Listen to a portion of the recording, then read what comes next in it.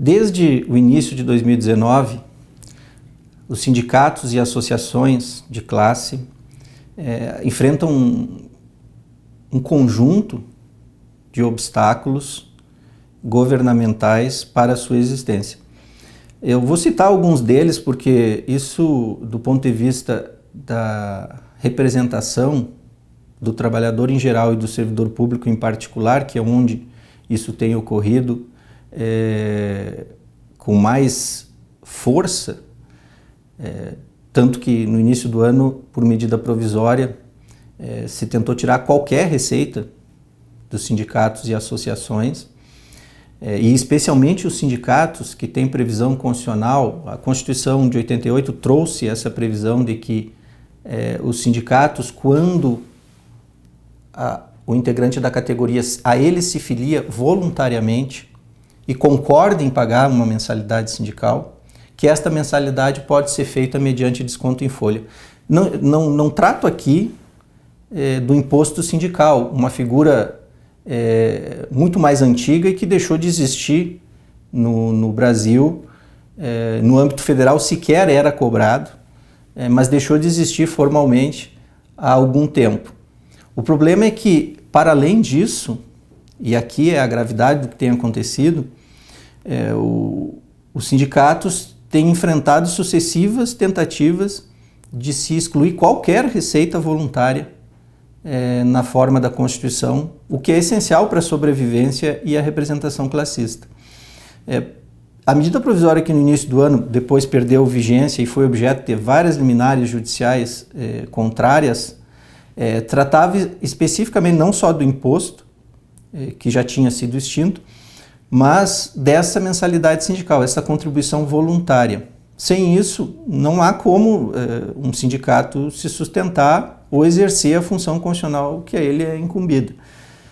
Várias entidades tiveram que correr na época para manter um mínimo de receita, porque o que se pretendia era os sindicatos não podem mais, mesmo que seja mensalidade voluntária, fazer a contribuição em folha. Então tem que encaminhar boleto. Olha, vejam a que ponto nós chegamos. Encaminhar boleto aos endereços, boleto físico aos endereços dos filiados, para que eles pagassem um boleto como se carnê fosse um carnê de filiação. Isso não é praticado em termos tecnológicos hoje em nenhum lugar onde há a possibilidade de fazer de forma diferente. Mas, felizmente, esta parte foi vencida no início do ano. E depois, com a medida provisória perdendo validade, porque não foi aprovada pelo Congresso, deixou de ser uma ameaça imediata. No entanto, e essa é a razão desse esclarecimento de agora, porque os sindicatos receberam há poucos dias comunicados do Serviço de Processamento de Dados de que terão que realizar o distrato contratual. Só fazendo um parênteses aqui para entender o que significa isso. O SERPRO é quem faz, no âmbito federal, as consignações em folha de pagamento autorizadas pelos filiados. Então o sindicato encaminha os dados para o órgão de gestão, tem um contrato firmado com o SERPRO que operacionaliza esse desconto em folha. O problema é que são várias alterações nesse ciclo que sempre funcionou muito bem, e uma delas, que é a mais recente, é este encaminhamento sem nenhum esclarecimento adequado do porquê, que tem que se realizar um distrato do contrato efetuado, ou seja, um distrato contratual do acordo de consignação existente, para que novo seja realizado, porque a partir de janeiro de 2020, os parâmetros para a inclusão de novos filiados serão diferentes.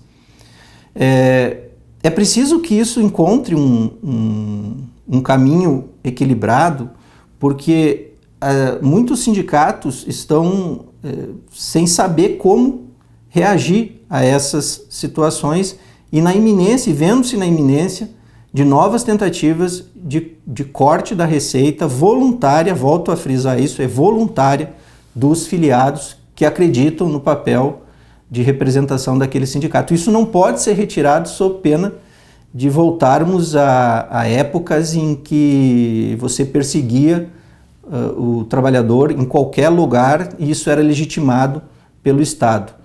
O sindicato é a fronteira entre você considerar a organização dos trabalhadores em geral e dos servidores públicos em particular como algo legítimo e cair a distância entre isso e cair na barbárie mais uma vez.